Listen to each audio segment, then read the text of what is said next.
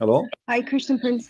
Hey, Sarah. How are you? Good, how are you? I'm all right. What do you want to say to us? I have one rational thing that Okay, you as a Muslim, you have something rational for us. Give it to us. Go ahead. Islam is the only religion that actually unifies all the other faiths under God. That is a big fat lie, my friend. I'll tell you why, right? That's a big fat lie. Show it to me. Here we go. It's a challenge in front of it. I'm not insulting you. I'm just saying whoever told you that, he lied to you. Show me how Islam unify all religions under one faith. Go ahead. Well, our understanding is that there have been over 184,000 prophets. It's what? What? There's been over 184,000 prophets. 184,000 prophets. So we believe that all these prophets. Okay, what happened to those prophets? What is their names? I'm telling you the idea behind why I believe Islam is the only unifying religion. So you see, you just said something proving Muhammad to be a liar, my friend, because you just said there's 184,000 prophets, and the Quran says in chapter 14, verse number 4, we never send any messenger except in the language and the tongue of his own people. Do you agree with the Quran or not? Of course. Okay. So who is the Muslim messenger to India who speak the tongue of India? There's more than 400 languages in India alone. I don't know his name. I'm just giving you the general idea. So from all the 400 nation languages ethnic group in India, you could not find me one person. Isn't it weird? You know, even though I don't know the names of the prophets. But this is not the problem. This is not the issue. The issue is that you are you're taken into consideration as a fact when it is something cannot be proven. I cannot say now that I have a God who sent to every nation. He sent 1 million messenger. Okay, what? Give me a name of them. I cannot. That's mean I'm fabricating a lie. Did the Hindu mention any prophet is a Muslim prophet before? No. Did the Indian from any religion? There's tons of religion in India. Did they mention that? No. What about the Chinese? What about the Japanese? What about all the Asian nation? Where is those messengers? Nobody heard of them. Did your God Allah He send a messenger to the Indian in America and North America or South America? So this is a big fat lie. This is alone is a proof to us that Islam is a false religion. Secondly, when you say that Allah He sent 184,000 messenger, but yet still He cannot make us Muslims, this means He's a big failure. No, he's not a failure. I'll tell you listen, why. Listen, lady. When He sent 184,000 messenger, did He send books with them? I don't know. Okay, that's mean that you have a God who have a library, and this library have 184,000 book, but only one book the Muslim claim is left on this library. Your God is the worst librarian ever in history. He could not preserve the 184,000 books, and he lost all of them except one. That is the Quran. How we can trust this God to be God? Imagine you have a guy, you give him a key for a building, and he have inside this building 184,000 book, and then we come back after many years, and then we open the building and we find that in this building there's only one book in the shelf. How funny this guardian for the book is. He will spend the rest of his life in jail, and nobody will believe that he lost them. People will believe that he is corrupt and he sold them in the black market. Don't you agree? No. What do you mean no? Where is the 184,000 prophet books? What happened to them? All of them, they're gone. Well, you know, some Jamaicans, they also had a prophet. Oh, the Jamaican, they have a prophet. Okay, what his name? His name was Muhammad. No. They had their religion is called Rastafarian, right? Yeah, Rapso. Yeah. Okay. What does this have to do with Muhammad, with Allah? You see, you are mixing things up. The Jamaican, they believe in voodoo and many crazy stuff. Don't go there. Listen, lady. Is it true that Aisha, she said that your Quran was eaten by a goat? Yeah, I didn't really study hadiths. I study the Quran alone. Okay. I mean, I'm not like as smart as you when it comes to hadith and stuff. So did the Quran, was the Quran a victim of a goat, and the goat ate the Quran? Okay. Why Allah, He is God, yet He could not stop a goat from eating the book of God? I mean, this is not an army. This is not CIA. This is not a KGB.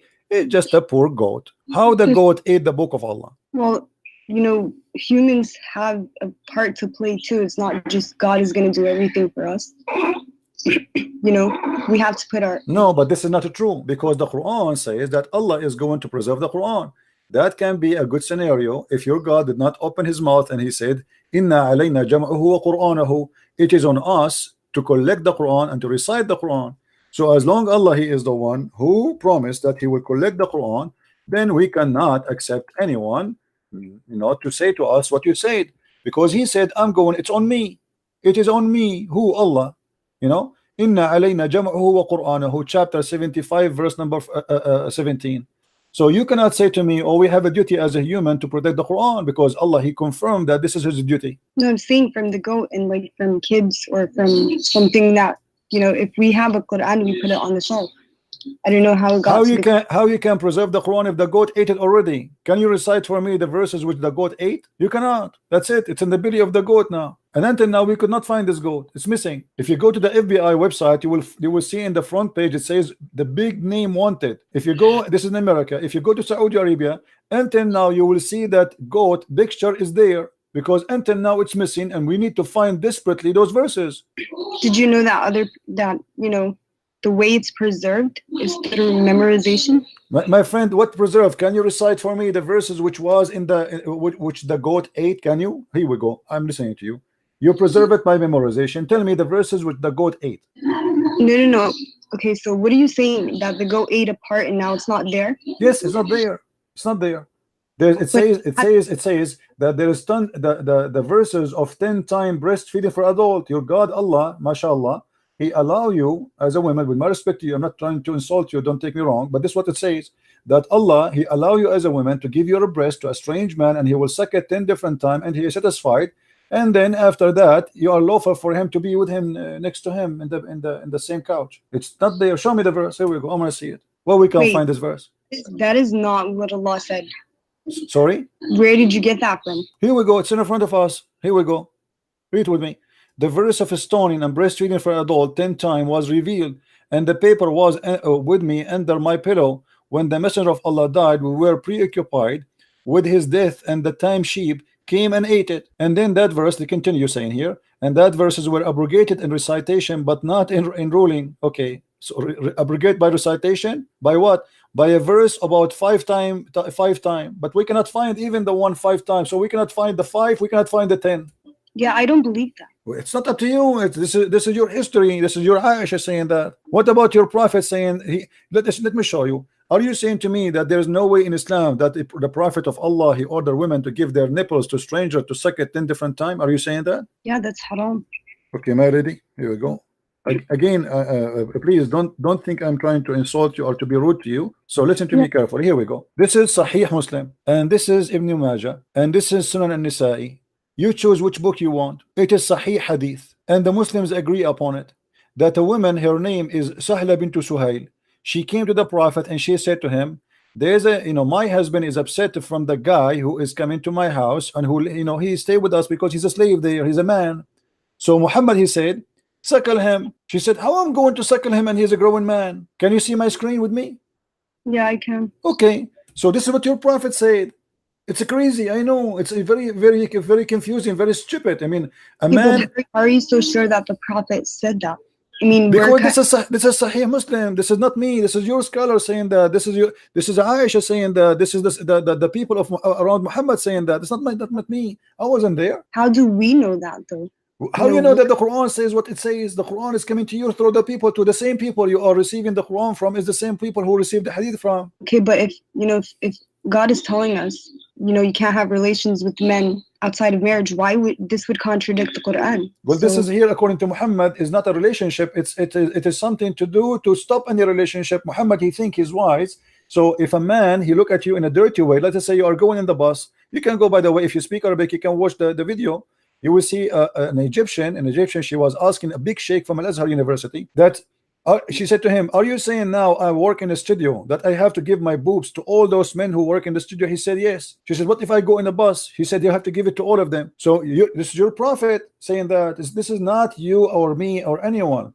The dean of the Azhar University for the Hadith department, he made a fatwa that a woman, if she want to stay alone with a strange man, she have to give him her boobs 10 times, 10 different times, not in one time, which means in 10 different times. And he have to suck it until he is satisfied. Yeah, I don't believe that. Sorry. You don't believe because you are ashamed of it. This is the whole point. But as you see, it's in front of you. I'm not the one. This is your Muslim website. This is your Muslim book. This is your Muslim scholar. This is the wife of Muhammad, and this is not a Christian prince. No, because in the Quran it says that the wives of the Prophet should stay home and that they are unlike other women and they should veil themselves. No, yeah, my friend, the history of Islam report that Aisha, she took an army to fight Ali, and she caused the death of more than 10,000 Muslims. What are you talking about? And Muslim women, they used to be taken for fun with the Muslims during the wartime. This is why your prophet allow you to do muta. How many days a Muslim man and a Muslim woman they can have fun together before marriage? 0. 0. As I know, it's 3 days and 3 nights. From where? Well, because your prophet, he said, any man and any woman, they like to have sex together, they can have sex for 3 days, and if they like it, they can increase. Here we go. Read with me the screen. Do you see it? Allah Messenger said, if any man and woman agree, and here they say to marry temporarily. By the way, it doesn't say that. This is a fiction between two brackets. It doesn't say anywhere to marry. So if any man or a woman agree to have 3 relationship, it doesn't say marriage. Here we go. Let me show you the Arabic. I don't know if you know Arabic. أيما رجل وامرأة توافقا فعشرة ما بينهما 3 ليال فإن أحبا أن يتزايدا أو يتتاركا تتاركا. So any man, any woman, they like to have relationship together for 3 nights. If they like, they can increase, and if they like, they can separate. So how are you going to prove to us that these hadiths are actually the sayings of the Prophet? Because I don't really believe it. You need to prove it to me, not me proving it to you, because you are the Muslim. You are the Muslim who believe in this garbage, my friend, not me. This is Sahih Bukhari. I don't believe in anything Muhammad he said. I don't believe, even if he speak in front of me, I believe this man is a big fat liar. So I am showing you your book. This is not my book. This is Sahih al-Bukhari. This is the most authentic book after the Quran. This is number 2. I told you that I don't believe in hadiths. I never actually studied hadiths. I felt it was part of my faith. So you believe in the Quran? Yeah. Let me ask you, do you watch cartoon? Yes, I do watch. I like cartoon. Me and you, so we have something to share. Let us see. What about the Quran?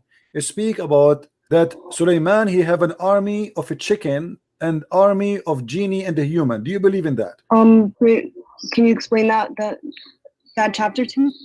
If you go in chapter 27 verse, you can read it. The whole chapter is very funny. I like it. It's my favorite chapter since I was a kid. I used to read it almost every day, just like, especially when we don't have electricity and there's no cartoon on the TV.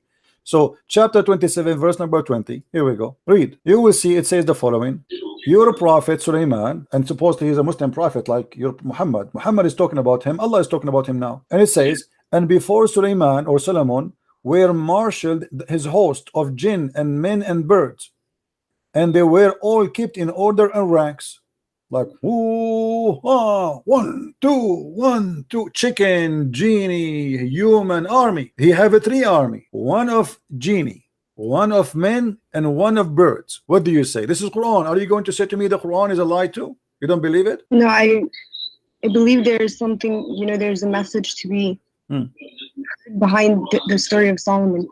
So now you believe that there's a prophet of God. He have an army of birds and chicken. Well, you know that Allah subhanahu wa ta'ala did say that he doesn't shy away from using I mean, what the point? What I will do with the army of a chicken? And look, do you know the leader of the army of the chicken? Who is he? Do you know who's he? Do you know who's he? His name is Al-Hudhud. Do you know what Al-Hudhud is? No.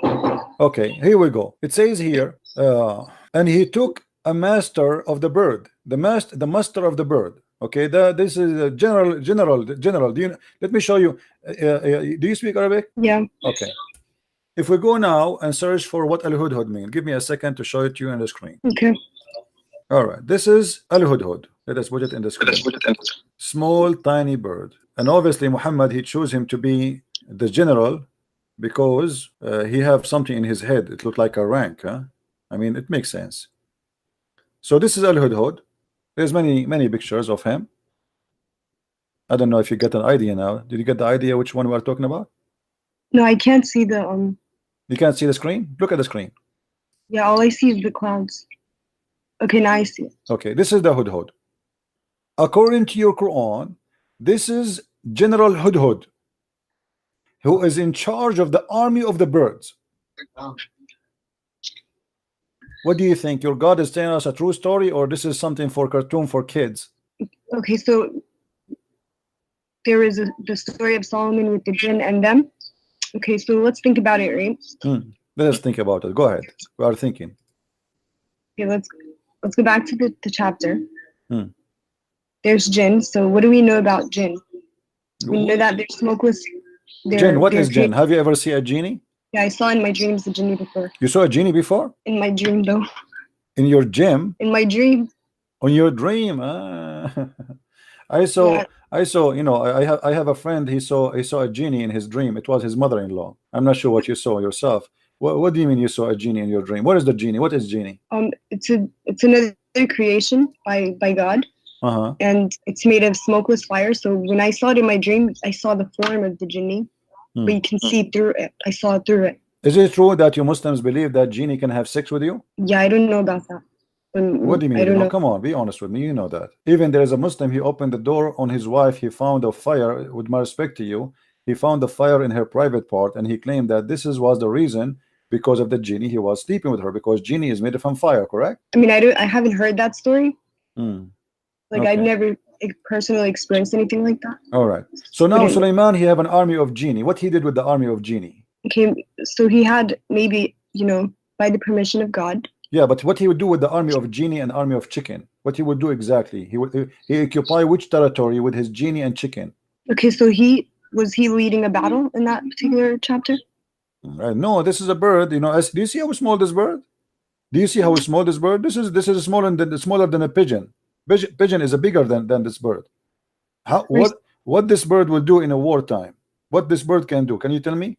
He will go and kill the small mosquito. What he will do? If there is a lot of them, they can do some damage. Yeah. Man, yeah. But do you know what this bird is about? This bird, according to your God, he have a special qualification. He can see and find women who have no hair in their legs. Really? Yeah.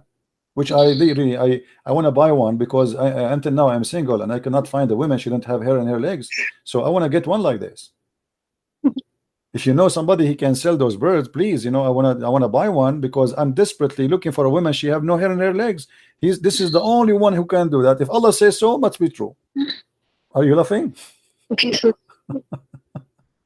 anyway, you said so Solomon. Sarah, let us do this, Sarah. You said to me that you as a Muslim, why you are a Muslim? I mean, look at this. This is can't you tell this is really crazy? I mean, what kind of God? Who is going to believe those? Like, have you heard that Sulaiman, he heard the speech of the ant? Did you hear about that story? That Sulaiman, he heard the speech of the ant. Yeah, the one where. Okay. Do you know that the ants don't talk? The ants don't have a speech. Ants are mute. So how Sulaiman he heard the speech of the ant? How he can hear it? Ants are mute. Well, ants they communicate by chemical and by vibration only. They don't talk. Look here what it says.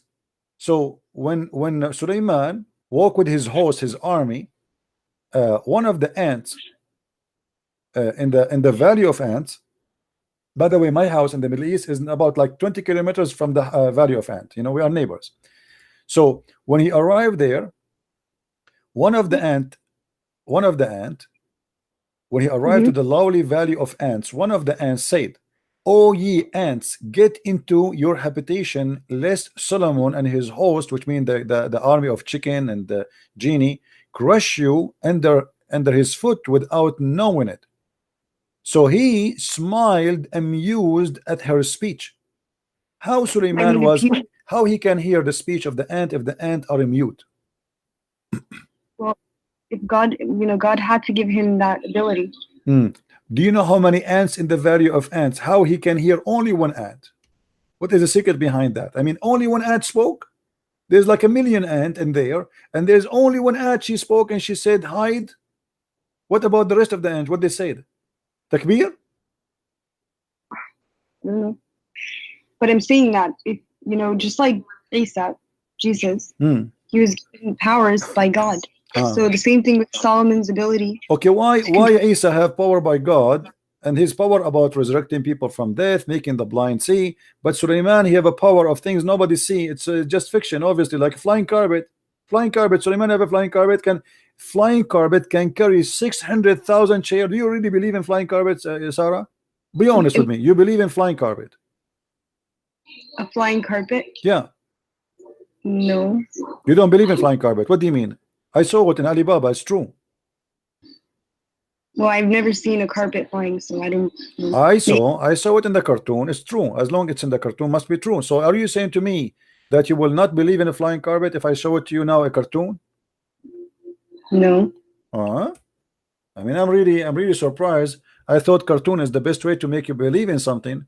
Well, hold on. You just said that you don't believe in a flying carpet, but this is in the Quran. Yeah, but I'm saying that, you know, Allah did tell us that some of the stories are metaphorical, or you know, they're No, meant. those are not metaphorical. Those are not metaphorical. This is about a flying carpet, and we can show you what even your prophet said about them. There's nothing metaphorical. You know, Sulaiman الريح عاصفة تجري بأمره, chapter 21, verse number 81. If we go, just to show you, I'm not making things up. I will go to the interpretation to show you what interpretation says. So you will see that Christian Prince, he have nothing to say from his own. Okay, let us go. Here we go. And to Sulaiman we subjected the wind strongly. Ragging means we subjected a strong wind to Sulaiman. Tajri bi amri, he running from his command towards the land which he blessed, meaning the land of Asham. Okay, let us see what does that mean. And if everything, we are all knower, Allah saying, he had a mat made of wood. Who had that carpet? Sulaiman. Made of what? Made of wood, which he would place all the equipment of his kingship, horses, camels, tents, and troops, and then he would command the wind to carry it, and he would go, which means the wind, go underneath it, and would carry him aloft, shading him and protecting him from the heat. So Sulaiman now he flying with the flying carpet, and he put all his kingdom. The whole kingdom is a flying. This is not a Boeing 777. This is bigger, 600,000 chair only. This is chairs, plus all the animals, plus all the chickens, plus all the elephant, all the horses, all the war equipment, everything in the top of the flying carpet. And then in the top of him, there's the birds who fly to keep him in shade. And you know what birds do when they fly in the top of you? They will shower you with poo-poo. You know that, right, Sarah? Yeah. Okay. So Sulaiman, now we can imagine how much he is covered by poo-poo. The poo-poo is all over him. He have like a million bird in the top of him. So until he reach wherever he wanted to go in the land. So what your Quran teaching us, that Sulaiman, when he want to go, let us say from Jerusalem, he want to go to Los Angeles. What he do? He say, the flying carpet come.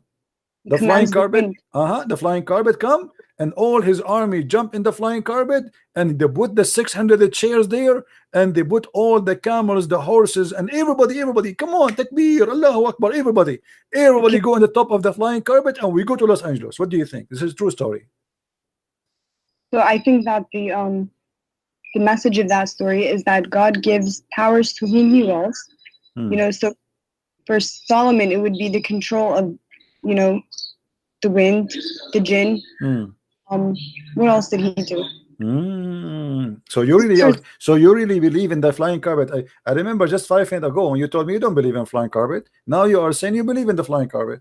Told you okay, so the message of it is that God gives powers to whom he wills. Yeah, but this is not power. This is flying carpet, my friend. This is not power. This is a flying carpet. What power? This is a flying carpet. Do you really believe in flying carpet? Do you believe that there is somebody can fly with his kingdom? We fly in airplanes today. I bet you the people but airplane is not a flying carpet. There's an engine and there is etc. and cannot carry 600,000 chairs. 600,000 chairs is bigger than a city. Yeah, but we're capable of building an airplane, and no one knew that before. Hold on, but there is a huge difference between this and that. You know, this is a flying carpet. You order it by order. Hey, flying carpet, the flying carpet carry you, and all the kingdom is carried. This is cannot be true. Why the Jews? Why the book of the Jews, the Bible, did not mention the flying carpet of Sulaiman? I mean, why they are hiding it? What do you think? Do you think the Jews, they saw it in auction? They cut it apart and they sell it. Why the Jews in their holy book did not tell us about the carpet of Sulaiman?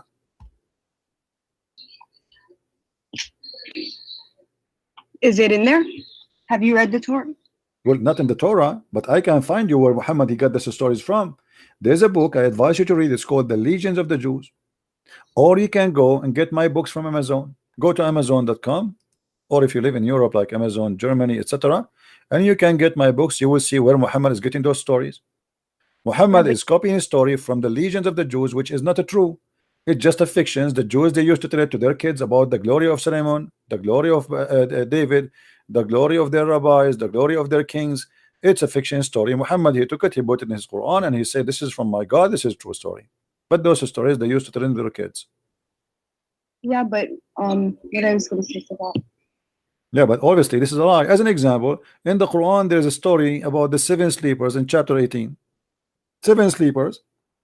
Everybody knows that this is a story written by a Christian. He is from Syria. His name Bishop Yaqub, and he wrote a story for the youth to encourage them to handle the discrimination. It's a fiction story. See, that's my point. Is that there's behind the stories, whether in the Torah, the Yeah, Bible, but your God, the problem is your God, he take the story from this guy, which is a fiction story, and he speak about it as if it's real story, and he claims it's coming from Allah. Imagine I write a book. Imagine Shakespeare, he write a book, and then your God, he take the story, he says, I am the one who wrote the book of Shakespeare. The thing is that from the Bible and from the Torah, this is the same God that's talking. No, it's not the same God. My God, hold on. We're not the same God. Your God is not exist. Your God, is a pagan God. As an example, why your prophet he kissed the black stone? Why your prophet he kissed the black stone? I mean, you read that in Hadith, didn't you? Well, I read that in the Hadith. Don't you pray in the direction of that stone today? Don't you? Yeah. Do you know it's the golden ratio of the earth? The golden ratio. This is have to do with what? That's a sign for mankind. This is a sign for mankind. What? This is the Trinity. Golden ratio is 1 to 2. That's mean Trinity. Do you Muslim believe in the Trinity? No, of the universe, the earth. I mean. I know, but the golden ratio is 1 to 2, 3. Trinity. So do you believe in the Trinity? No, I don't believe in the Trinity. So why you are mentioning the golden ratio? You have nothing to do with the golden ratio. What golden ratio? The golden ratio, where we see it in when in God's best creations, even the human face has the golden ratio. My friend, I'm not an atheist. I believe in God. You don't tell me that. This is something you tell to somebody who's an atheist. This is not my business now. I'm asking you why you Muslims pray toward a stone, in direction of a stone, bow in front of a stone, and you kiss a stone. If you are a person who worship the God of Abraham, the God of Moses, and you don't believe in the paganism, why you kiss stones and go around the stone and bow down in front of a stone? Tell me. So the Qibla was changed, right? This is not the question. Why you kiss a stone, pray in front of a stone, pray in direction of a stone, go around the stone? This is the question. It's I don't know the answer. I can't tell you the answer. Yeah, because you're a pagan. That's the whole story. People who kiss stones, people who think stones are holy, they must be pagans. As simple as that. There's no holy stone. But stone are is a stone. Huh? They're not worshiping the stone. So why you kiss the stone? Tell me. You don't worship the stone, so why you kiss the stone? People kiss food. No, this is okay. Hold on. I kiss food. I kiss food as a symbolic for being thankful for God because I eat it. Okay, do you eat the stone? No. Okay, so why you kiss the stone? Give me the reason. I kiss my mother as an example. I kiss her hand. Huh? Does that mean I worship my mother? No, but this is my mother. Why you kiss the stone? She is your mother? I think people, kiss it because they love the prophet. So and why the prophet kiss it? Okay, people they kiss, guys. This is a good answer. She's smart. People they kiss the stone because they love the prophet. Okay, why the prophet he kissed the stone? I don't know why he did that. Because he's a pagan. Obviously, he's a pagan man. You Muslims, you follow Muhammad blindly. It doesn't matter what he do. He kisses a stone. We kiss a stone. I don't want to be rude with you. What if Muhammad he kiss a donkey? Are you going to kiss the donkey too? What if Muhammad he tie a donkey to the Kaaba and he kissed the bum of the donkey? Are you all of you Muslims you will kiss the donkey just because he kissed a donkey? You do know that his job was to deliver the message, and he's done that. What message? He made a message says any woman she want to take off her panty. Is that a message of God? Any woman she want to give her panty off to me, she is welcome. This is a message of God? No. Okay, so why he gave that message? What does this message have to do with Islam? If Islam is about worshiping God, why God he claimed that he gave Muhammad verses saying any woman she want to take off her panty to Muhammad, she is welcome? What is this message is about? Tell me. Yeah, that sounds like someone corrupted it. Thank you very much. Here we go. We are getting closer. So that's mean the one who corrupt this verse must be the one who have the benefit of the verse. Do you agree? But I don't think that the Quran is corrupt. I think that hadiths have been tampered with. Yeah. Okay, that's a good idea. But you agree that that idea must be a corrupt. But my friend, this is in the Quran. It's not in the hadith. And you agree that this is must be corrupt.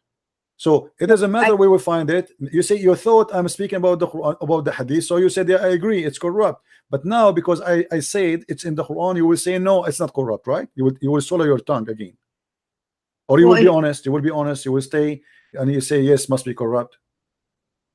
Well, I don't believe the Quran is corrupt, and I have many reasons. Yeah, but you are the one a second ago you said that such a verse or such a statement must be corrupt, and you thought this is hadith, but this is Quran.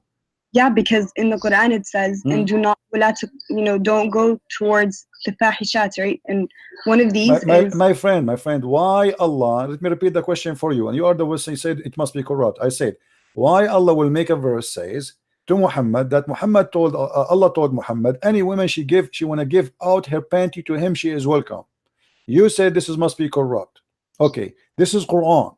So I'm repeating the question for you.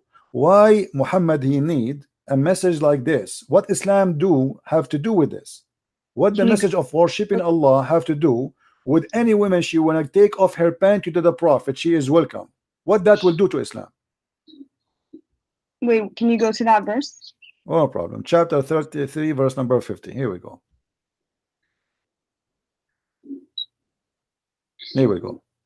And this is only a privilege to Muhammad. Only a privilege to Muhammad. Any believing woman and any believing woman who dictate her panty to the Prophet, if the Prophet wished to with her, actually it doesn't say, it says to sleep with her, and this is only for thee, not for the believer. Isn't it obvious that this is a corrupt verse made by the corrupt man Muhammad for the benefit of Muhammad? Who is the only one who get the benefit of this privilege? Muhammad. It's like making a fake insurance policy. The first thing the police will investigate is the one who get the benefit from this policy. If somebody kills somebody and this body he is going to inherit the policy of, let's say, life insurance, then the police the first thing they try to check is the one who get the benefit of the insurance, because he's the one who get the benefit. Who is the one who get the benefit here in this verse? Muhammad. Any believing woman she want to give her panty to the Prophet. Why God, what Islam have to do with this message? What Allah have to do with this message? That any woman she can give her panty to the Prophet. I think that says so. What do you mean God so? Why God want to say so? This is the question. What this have to do with Islam? I want to be a Muslim. Okay, and now God is saying any woman, including my wife, my daughter, she want to take off her panty, put her legs up to the Prophet. What is that? That's not what it says. This is what it says. Any woman she can give her to the Prophet. And not only that, Muhammad, hold on. After that, Muhammad, he start receiving ugly women. They want to sleep with him. And Muhammad, he look at them. They are disgusting. So look what he did. He made the verse right after it. He says, "Thou mayst defer who, the one who turn away from him, or the one who choose." So Muhammad, he can, okay, let us say you come to him, you don't like how you look like, maybe you're older. So he say, okay, this is too much, too many women, they are coming to sleep with me. So what I will do now? So he made a verse says that Allah told me I might choose and I might delay the one later. So Muhammad here is giving himself more excuse to use and abuse women, because there's many ugly women, they start coming to Muhammad, and the reason they want to sleep with him, because if they sleep with Muhammad, they will be considered as women of Muhammad, and that means they will have a free food forever. They will have a retirement plan. They will have respect of the believers, because that's it. They are excuse my language, they are the bitches of Muhammad. You see the gang. You see the gangs. They say like, excuse my language. I don't want to use a bad word, but yeah, you should respect the dead. I mean, let them rest in peace. I'm not respecting him. This guy, obviously, he is. I'm not talking about your dad. What your dad? Talking about your Muhammad. You called the females the B word. This is what it says. This is about those are the whores of Muhammad. They are not his wives. They are offering themselves for sex. Not true. If somebody's offering themselves for marriage, that's completely... This is not marriage. This is not marriage. Muhammad, he have 13 women already. Name for me one woman she offered herself to Muhammad, she became his wife. Go ahead. Do your best. I'm listening. Yes, they married for tribal. No. Listen to me carefully. Those women who offered themselves, name for me one of them. She became his wife. None. Does it even name the females in the Quran? None of them. None of those, because they are not considered all the females. There's no limit. It's a privilege for the prophet only. So Muhammad is looking for women to take off the panty. It doesn't matter who they are. But Muhammad already have 13 wives. Why he need more? Right now you're interpreting it from your perspective, right? I am not giving interpretation. I am not. Here we go. It's in front of you. You give an interpretation. Lady, do you see it says any believing women? Did you see any believing women who right. like to dictate her not her soul? It says nafsaha in Arabic, which means this is about sex. This is about sleeping with him. Nafsaha, her soul. Yes. Yes. So what he will get from her? What he will get from this woman? Sex. Okay, name for me one woman she dictated herself to Muhammad and she became his wife. Look, so any believing woman who dedicates her soul to the prophet. To do what? Prophet to wishes do what? To do what to him? Exactly. What she would do? To wed her. What the service he want from her? What with her? Okay, so if he's traveling and women are want to marry him, they're also gonna be pushing the message. So he's gonna give lady, do you see where it says here yastankihuha? Yastankihuha is a continuous verb, and you speak Arabic, don't you? Okay, so is it continue? Is it continue? Yes or no? Am I lying? It's ing to f her. This is not to marry her. You marry only once. Okay, so why does it say if the prophet wishes to wed her? What does that mean? What is with her? There's no with her here. Same time, name for me one woman of those women who offered themselves. He wed her. He slept with her, yes, but not even one of them became his wife. Otherwise, name one for me. Go ahead. What does wed mean then? Marry. But there's no marry here. It's the word is just tankiha. Yankahu in Arabic mean to f, the f word. The word marriage in Arabic is zawaj. You speak Arabic like me.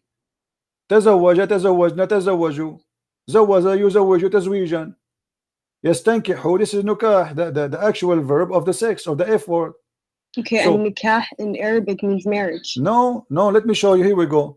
I will show you from your Islamic website what is the nikah mean. Give me a second. Here we go.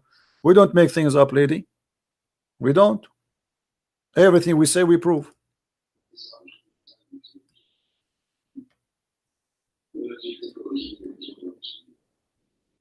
Means like marriage contract. Well, from my understanding. This is alislam.org website. Do you see the top? This is not a Christian website. All right, alislam.org.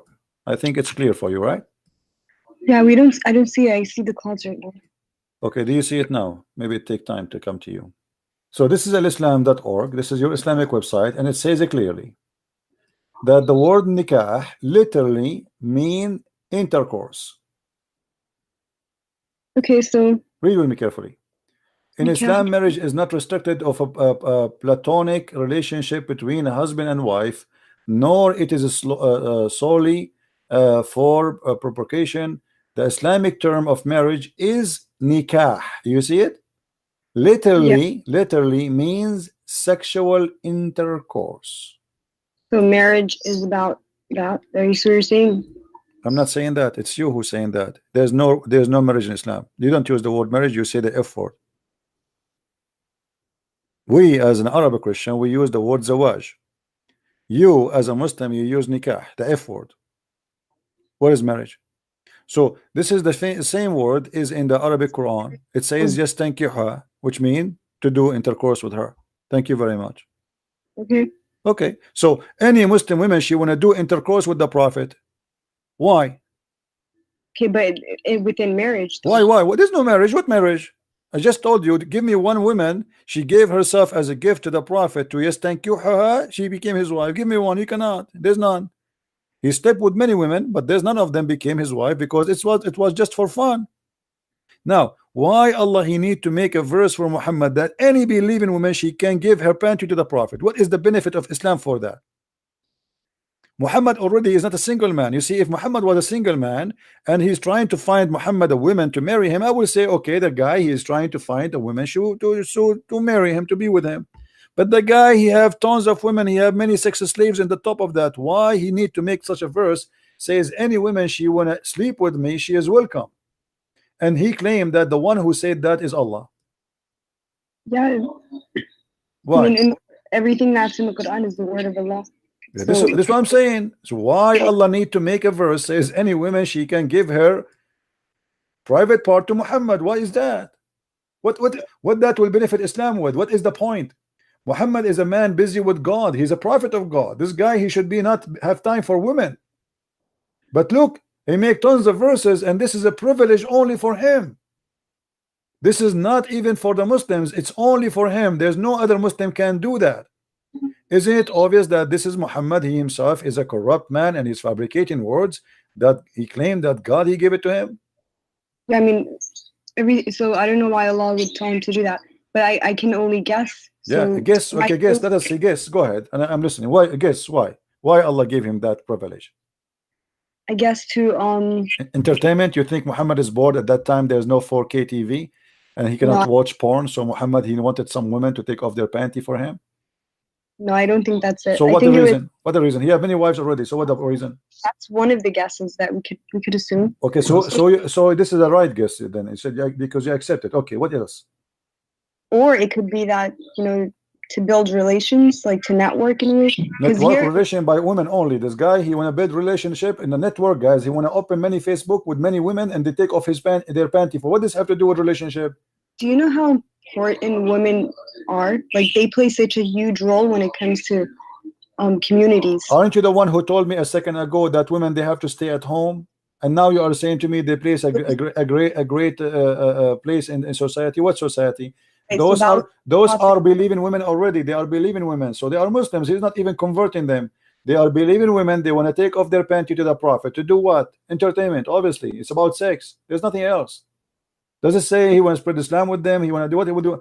The only thing is he's going to F them. As simple as that.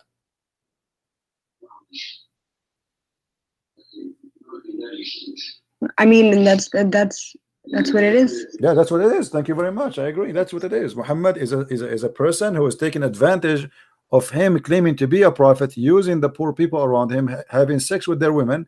And even Ibn al-Arabi said, listen, Ibn al-Arabi said that if the prophet, his eyes fall into a woman, her husband must divorce her immediately so the prophet he can have her. You know that?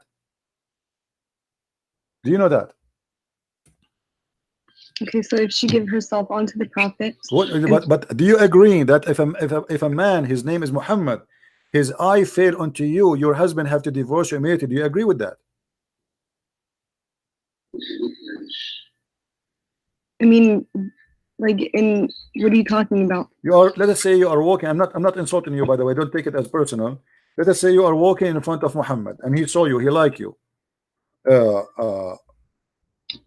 According to Islam, if his eyes fell onto you, which means he saw you, he like you, your husband, he have to divorce you immediately so Muhammad can sleep with you. Do you agree with that?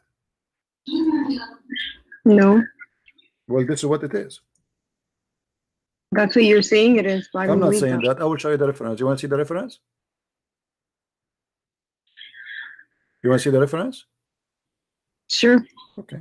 Let me find the reference. All right. This is the official government website of the Kingdom of Saudi Arabia, and this is Tafsir al-Qurtubi. I'm sure you are. You know what al-Qurtubi is, right? No. You do not know what al-Qurtubi is? He's a big scholar in Islam. Anyway, this is the Saudi Kingdom, the Saudi Arabia Kingdom website. All right, very well-known website. This is Tafsir al-Qurtubi, and here Ibn al-Arabi is speaking about the privilege of the Prophet, and he is saying there's 16 of them. All of them, or most of them, is about women and sex with women, or with money. Look what he say here.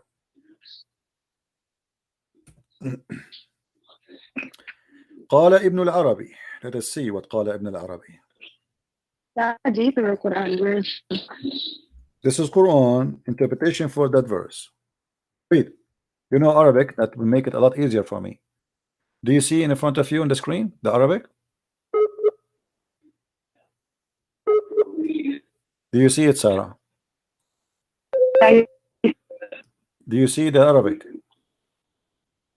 I see it. Okay, does it say إذا وقع بصره على امرأة وجب على زوجها طلاقها وحل له نكاحها? How disgusting that is. You just said you don't accept that.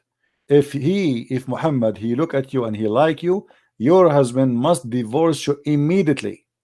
So the Prophet, he can, with my respect to you, he can sleep with you. What do you say? Interpretation or? Sorry, say again. I lost you. What you said? Where in the Quran that is? This is the interpretation for the Quran. It says clearly that if the Prophet of Allah, his eyes fall into a woman, her husband, he must immediately divorce the woman, so the Prophet, he can F her immediately. Why? I know, but can you tell me which chapter in the Quran that is, so I can read it for myself? This is the same chapter we are talking about, lady. I know you are not listening to me. This is the same chapter. Listen, this is the same chapter, chapter 33, verse number 50, and this is Tafsir al-Qurtubi, and this is the official government website of the Kingdom of Saudi Arabia. Let me show you the banner, so you will see I'm not making things up. This is Tafsir al-Qurtubi, and here I will show you the Saudi Arabia banner address. Here we go. All right. Do you see it? Do you see the screen? Quran.ksu.education.edu.sa, Saudi Arabia. This is a government official website of the Kingdom of Saudi Arabia, and this is Tafsir al-Qurtubi, and this is what your Islamic cult teach. This is cannot be a prophet. This is a scumbag. Sarah, my friend, allow me to call you my sister. Maybe you are my younger sister. My sister, I invite you to leave this cult. This cult is disgusting. Muhammad cannot be a prophet of God. There's no way a man, he have a dignity. He will force a man to divorce his wife just because he look at his wife and he like her. That is disgusting. That is satanic. That is cannot be a prophet of God. Did you hear me, Sarah? I invite you to leave this cult, Sarah. There's no way, and you are the one who said you don't accept that. You said that to me. You don't accept that because you have dignity, because you are a good woman. You don't accept that. This is disgusting. A good woman like you don't fit here. This is not a religion for you, Sarah. What kind of a prophet you would do that? So I invite you, Sarah, to leave this cult. This is not a good. This is not a religion. This is a scam. This is a sex monster. This is a guy who want to take advantage of you. Did you decide to leave Islam, Sarah, or not yet? Did you decide to leave Islam? Say yes. Leave this cult. This is satanic. It's obvious. Go and follow the holy Jesus, the holy name. Follow the holy Christ who never commit a sin. Why in the world you want to follow such a man and you ignore the best of the best, the Messiah, the Messiah, the best of everyone? There's no one like him. Why you want to follow a man like this? What kind of a man? This guy is not even qualified to work a gardener for you. You don't even trust him to be in your house. Your husband will not even trust him to be alone with you. Sure, he was known as trustworthy. Say again what? One who is trusted. Say again what? He was known as an Amin. What Amin? This is Amin? Did you hear the story of your prophet? He went to his own son and he flirted with the wife when she's married to him. What Amin? Amin mean trustworthy. Muhammad, he went to Zainab. Listen, what I mean? Muhammad, he went to Zainab when the husband was not there, and he flirted with Zainab, and he said to her, "Praise be to Allah, the one who made my heart flip for you." This is trustworthy. What kind of trustworthy? Imagine I go to visit you, and I am your father-in-law, and then when I see you, I flirt with you, and then you tell your husband, and then I take you from your husband, and then I sleep with you. This is the trustworthy. Take care, Sarah. Take care. Take care. Muhammad is trustworthy. If this is trustworthy, what trust garbage is? Hey, stay Shadi. How are you? You want to call me? By the way, Shadi, in Iraq, Shadi mean a monkey. I don't know what you mean by calling yourself monkey. I am making up stories. I show it in the screen. Everybody see that whatever I speak of, I show it in the screen. I never said something without proof. She speak Arabic and she saw it and she read it. Who's next? Who's next? Who want to prove to me that Muhammad is anything to be even qualified to work in the post office? Muhammad is not qualified to work in the post office because we cannot trust him to deliver the letters. He will open them, he will steal what is inside, especially if it's pictures for women. If you work for Amazon, There's no delivery for lingerie ever will arrive to any woman in the world. He will open the boxes, he will sniff the panties, and he will keep them at home. Who's next? I am the Christian prince, and none of you Muslims dare to debate me. You see, I was speaking to this girl, very nice, very kind, and I'm going down to her level. Show me that you can do better. Who is a Muslim can do better? Why liar? Why liar? Here we go. Let me show you. You are saying to me I'm liar. Your prophet was accused by you Muslim that he stole an underwear. Do you want me to show you that? Shadi, let me show you. Here we go. Guys, he's saying I'm a liar. You tell me, if Muhammad was stealing underwear, according to the Quran, he was stealing it for what? To wear it or to sniff it? The underwear was red. Let's read together. Even the chapter number is a miracle. Chapter 3, verse number 161. Let us go to the interpretation. I'm lying, right? Okay. Let us see. Okay. Read with me and laugh. Let us see who's lying. And as you see, those are your Islamic books, not mine. Your prophet was an underwear thief. And now you tell me he was doing what with it? Here we go. When some red velvet cloth went missing in the day of Badr, some people began to say, perhaps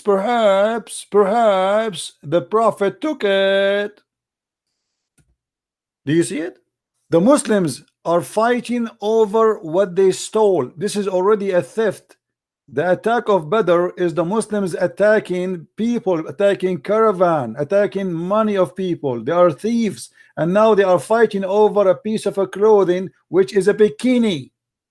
Do you see a trustworthy? And then what happened? Allah, he sent the verse says, no way, it's not Muhammad, no way. Okay, hold on. If you are God, why you don't tell us who is the one who took it? I mean, look at this. God, he sent a message saying it's not Muhammad who stole the underwear. What about you tell us who took it? Until now the underwear is missing. Until now, if you go to the website of the police of Saudi Arabia, they have a big prize for the one who will find the underwear which Muhammad was accused to steal. Any Muslim can tell me where we can find this piece of a cloth which Allah himself now is busy. God, the one who created the galaxies, he sent a verse about the underwear. I mean, are you serious? God, who created this amazing massive space and galaxies and stars, the earth is not even a dust. He sent his words, his priceless words, to defend a man was accused of stealing underwear. That's amazing. Look like a Muslim when I make me take shahada. Let's see what this is about. Hello. Yes. This is Gigi. How are you? Hey Gigi, how are you? I'm fine. I'm good. Listen, I don't want to debate you because I'm not a debater. But you are a Muslim, right? You are a Muslim, right? La la. I'm talking. Let me just finish what I'm telling you. Oh la la. Okay. La la means no. You know that now. Oh, okay. All right. Okay. So I'm not a debater, and I'm not going to debate you. What you would debate me about if you aren't a Muslim? But, I have nothing to debate about with you. Yeah. La la. Let me talk. Let me talk. But my friend, who is a very knowledgeable Muslim, who can debate you sitting in a car with nothing, wants to debate you, and you refuse to do that on Facebook Live. I don't understand why. What you Facebook? Can't debate anywhere. I don't do broadcast on Facebook. I do it here. All my people listening are here. Why you don't come here? Why you don't call me in Skype? Well, you do not need to go anywhere. What about call me in Skype? He can do live in Skype in YouTube in Facebook. He can do it in Facebook. But the reason why you don't want to do that is because you don't want to leave your stuff. Your copy and paste and all like this. What stuff? What copy? I have to show my reference on the screen.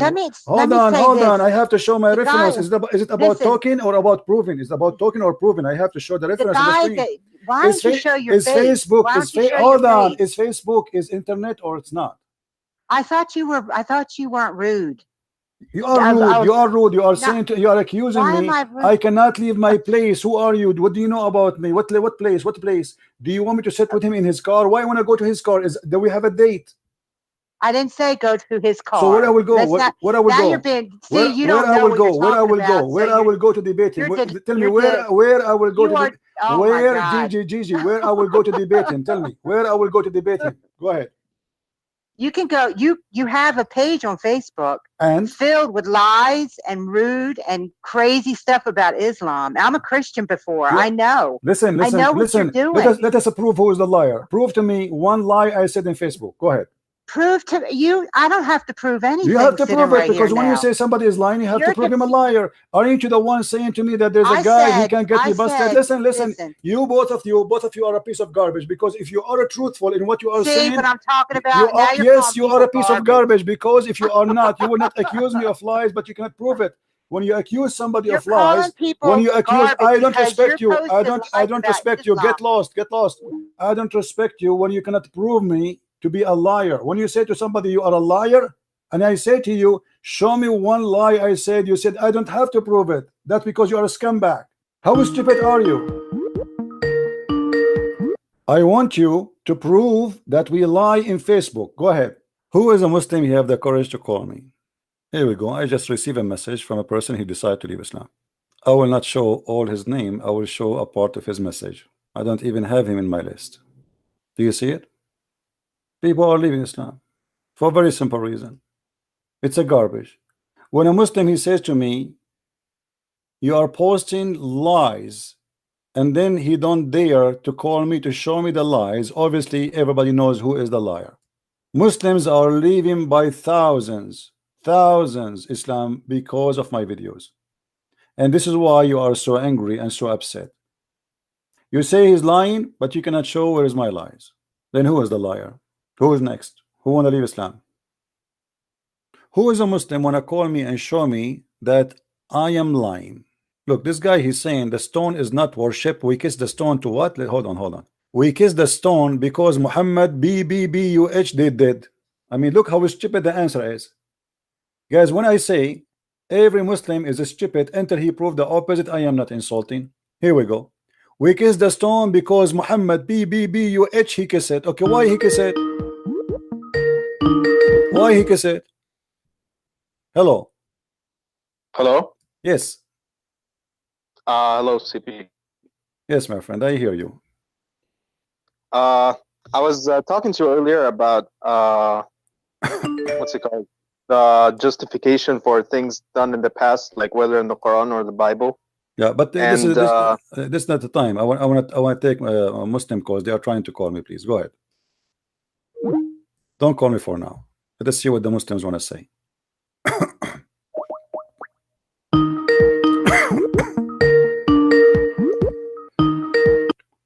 Oh, this is Gigi. Yes, Gigi, how are you? So did you find the lies I post in Facebook, or you did not find one? Okay, listen 1 second before you go any further. You apologize to me for calling me garbage. I'm not garbage. I didn't say you were garbage. You said I'm lying. You said I'm lying. This is lies are being told about. Okay, listen. When you said somebody that lie, he told I am the one who told those lies supposedly. So you're accusing me to be a liar. So prove it. No, you prove it. Otherwise, this is garbage. Prove it that I did lie. Show me one lie. Go ahead. I'm listening. I am listening. Show me one lie I said. Go ahead. I don't talk with somebody that disrespects me and calls me garbage. You are the one who accused me to be a liar. You are disrespecting me. Now you have to prove me to be a liar. Otherwise, you are not a decent woman. Saying on Facebook about Prophet Muhammad, peace be upon him, is lies, and you know they're lies. Show me one. Show me one. Which one? You have tons of it in Which there. one? Give me one. Give me one. Just prove me. Get me busted in front of everybody. I have 800 people listening to me right now. Show me one lie. Show me, lady. If you are truthful, if you see, you want me to treat you with respect, correct? Okay, treat me with respect. I treat you with respect. Show me one lie. Let us talk about as civil people. Show me one lie. Get me busted. Everybody is watching. Go ahead. All right, you can put on your showboat and stuff. That doesn't work with me or your 800 viewers. I'm just telling you. You are just telling me nothing because you cannot show me one lie. Why you are saying I am posting lies, but yet you cannot point your finger at one? What's wrong with you? Something wrong with you. Otherwise, either you are lying or I'm lying. So why you don't show? I am showing you. I'm giving you opportunity in front of 800 people to show them that I am a liar. Name for me one lie. Listen to how he's running, everybody. 800 people out there listening to him. He refuses to come on Facebook and debate. I am in Facebook, you idiot. Are you a donkey or what? Because I post in Facebook each time I go live. So if your friend is a man, he can call me in Skype. What the difference between Facebook and here? As long you can call me, why he cannot call me? As long you can call me, and you are a stupid woman who do not know anything about Islam, why he don't dare to call me if he is knowledgeable? If you are the stupid one, yet you can call me and you know how to use Skype and you know how to use Facebook. Why your stupid boyfriend? Why your stupid boyfriend? He don't call me. What's wrong with him? Boyfriend. He's a brother of mine. What a brother? There's no brother in Islam. There's no brother. A woman and man in Islam. Muhammad, he said, if a woman and male and female they are together, the third is the devil. Do you agree or not? Sick. You have a sick mind. You are the sick. You're a prophet. He said. You're a prophet. He said. Any woman she want to give her panty to the prophet, he have to give it to him right away. Do you agree or not? Really? Yes, really. Yes, really. I can't believe you have one person that listens to you. I have right now. I have right now 775 people. You believe it or not? 75 people that just heard you. 775 people, and you cannot show them one lie. I said, can you show them one lie? Refuse to come on Facebook. I am not refusing. I am in Facebook already, you donkey. I am in Facebook. I am in Facebook. I post my video in Facebook, which means he can call me here. Doesn't matter where I am. This is internet. You are a coward like him. Your boyfriend don't have a panty. Maybe you have one, but you don't have a panty. If you have a panty, let him call me. He is a coward. You said I am lying, yet you cannot show me one lie because both of you are a scam. Get lost and never call me here. Let the man of the house call me. That is your boyfriend. Let the rooster call me. What a potato. Christian Prince, you post lies in Facebook, Christian Prince.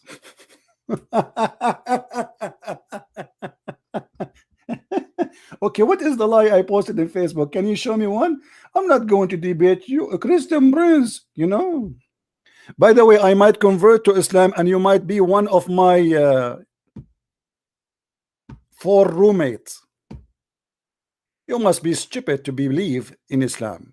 How a woman, she can even accept Islam for a second unless she is really mentally ill.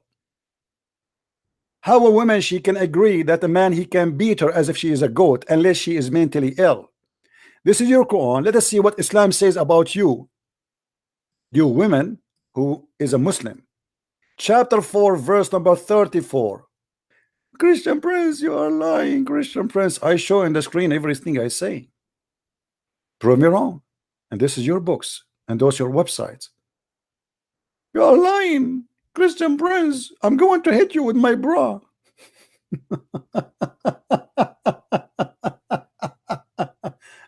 Oh boy. Here we go. This is your Islamic books. This is how stupid the Quran is, and this is how filthy this book is. Do you see it? Scourge them. If you suspect that your wife, she might be in a stage of going to be disobedient, she is not even disobedient yet. You jail them in their rooms, you scream at them, and you scourge them.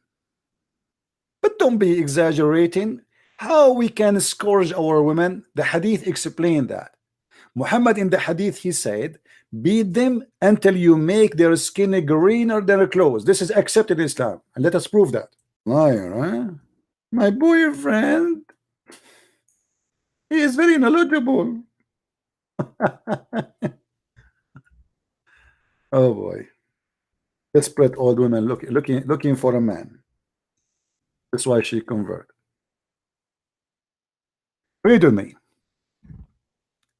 This is a woman, this is a story of a Muslim woman, because the filthy rules of Muhammad, who made an order that if a female woman, she is divorced 3 times from her husband, she cannot get back to her husband Rifa unless she sleep and have intercourse with other men.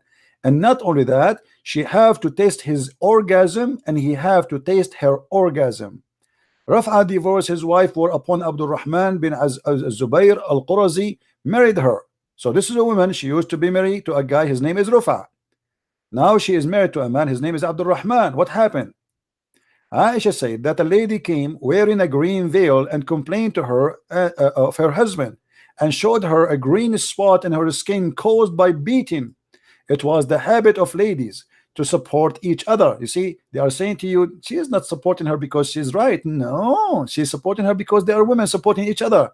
So when Allah Messenger came, Aisha said, I have not seen any suffering women women suffering as much as a believing women. So Aisha here confirmed that a Muslim woman, she is the worst in life. She have no good life. She is suffering the worst. Who is witnessing for that? Aisha. She's witnessing that between all the women of the Arab, no woman is suffering as much as a believing woman. Look at her skin. Her skin is greener than her clothes. Her skin, this is not, they say to us, you beat her light beating, right? Look at this. This is light beating. Her skin is greener than her clothes. When Abdurrahman here heard that his wife had gone to the Prophet, he came with his 2 sons from other wife. And she said, by Allah, I have done no wrong to him. He is impotent and he is useless to me like this, which means his penis is not working. Look how filthy the society, look how disgusting those people are. Holding, showing the fringe of her garment. Abu Abdurrahman said, by Allah, O Messenger of Allah. She told a lie. I'm very, very strong. I can't satisfy her. What is enough? What is next? Maybe he's going to hold his private part and he will do it live. I'm very strong. I can satisfy her, but she is disobedient and she want to go back to Rifa. Aha, now we know what's happening.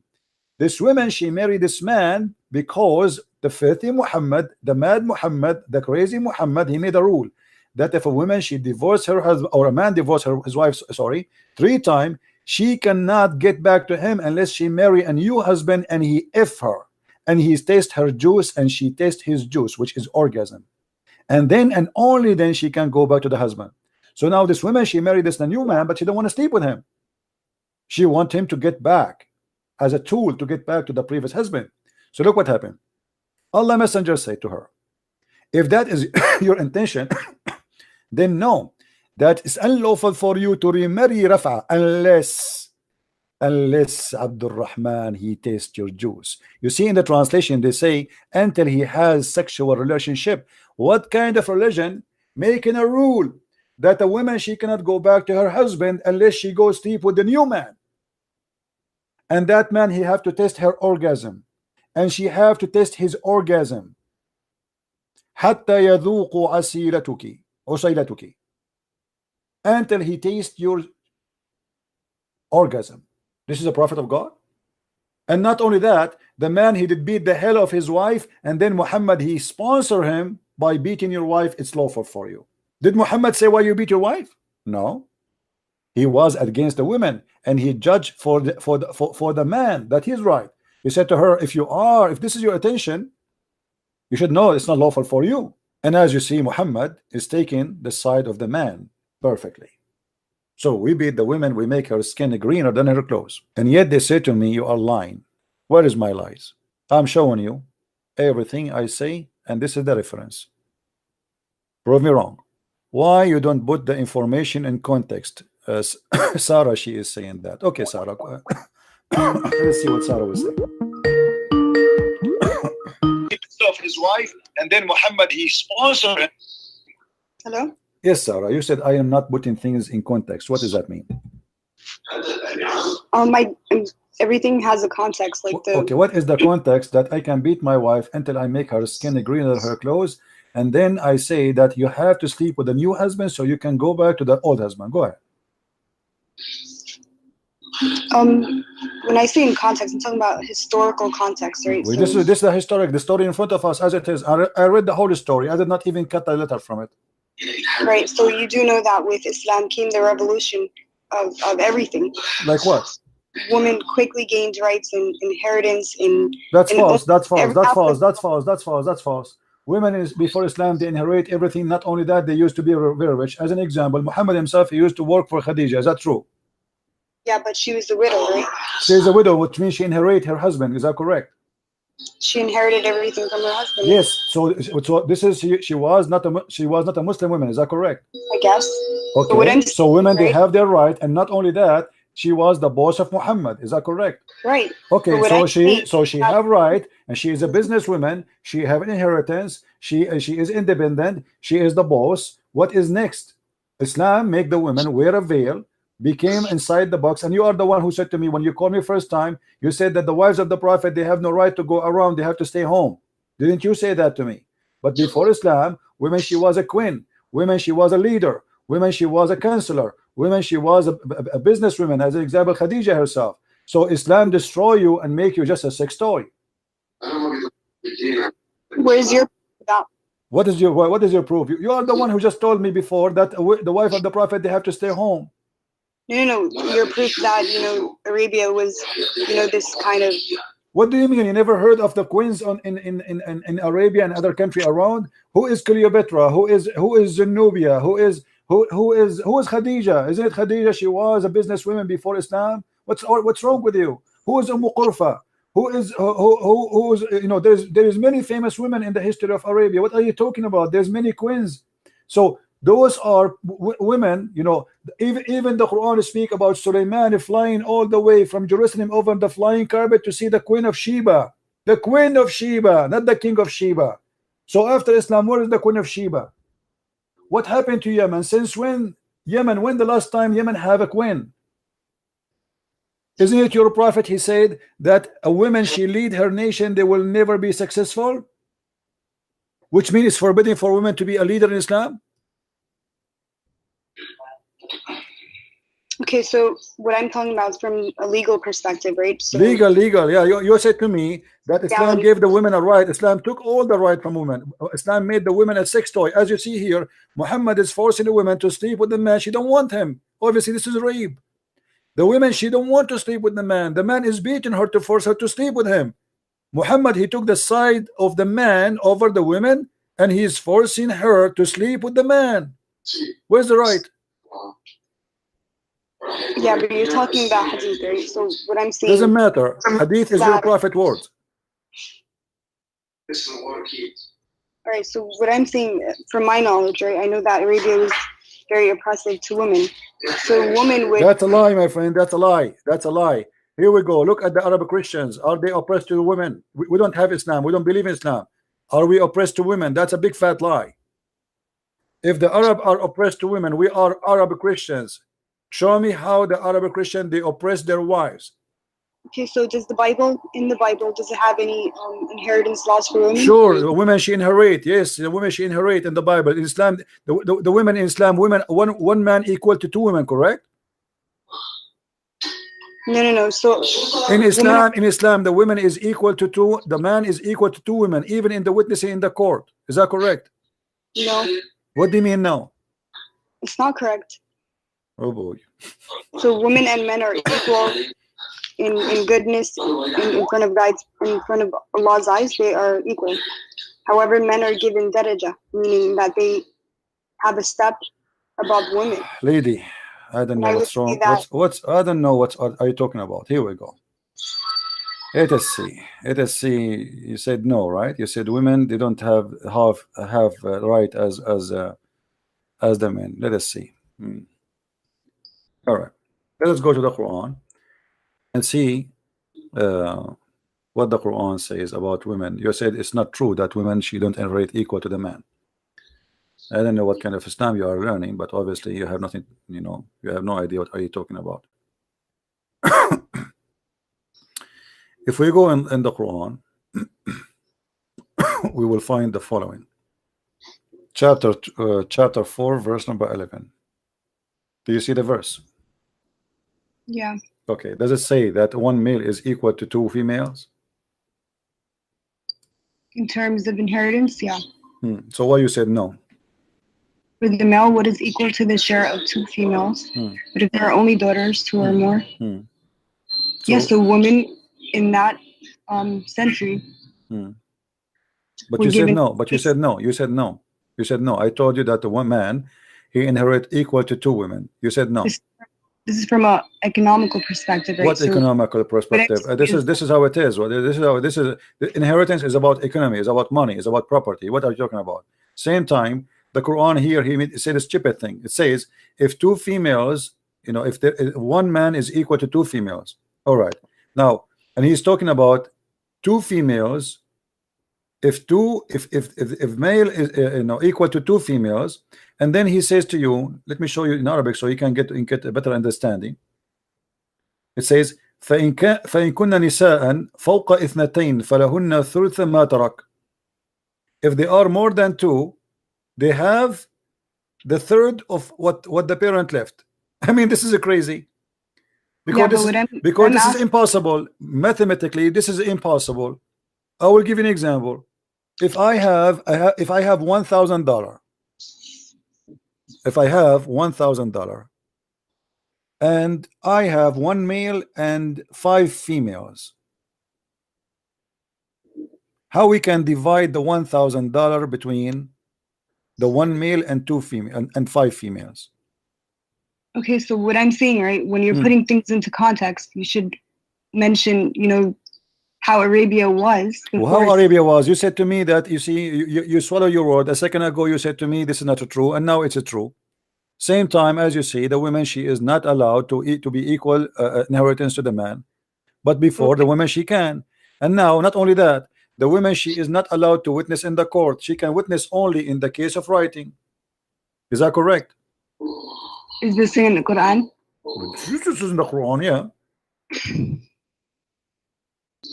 All right, so from my knowledge, right? So why the woman, she cannot witness in the court in the case of murder? You tell me why.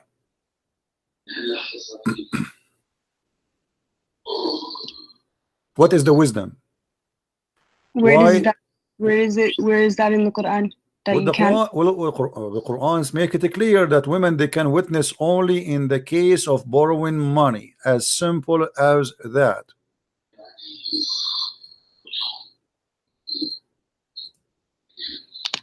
And the funny, you know, the Muslim, they say to me, I never heard this before. They, you know, each time I say something to them, they told me I never heard this before.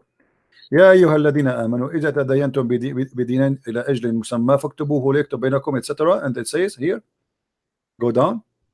فإن لم يكن رجلين فرجل وامرأتان مما ترتضون. Read it. Only in the case of money borrowing, a woman, she can be a witness, and 2 women equal to 1 man. As simple as that. Okay, so when we're looking at it from that society's perspective, it was a you keep saying it from that society perspective. Why women, she cannot be a witness in the court? Why only in the case of money only? What if a woman, she saw a crime?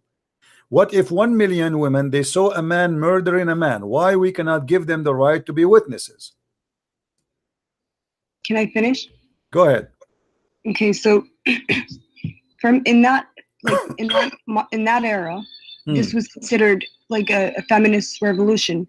Women were legally allowed to inherit property. They got rights that they did not have. Women, they were allowed to inherit full legally before Islam. Islam make it partially inheritance, not fully. Okay, so where is the revolution here?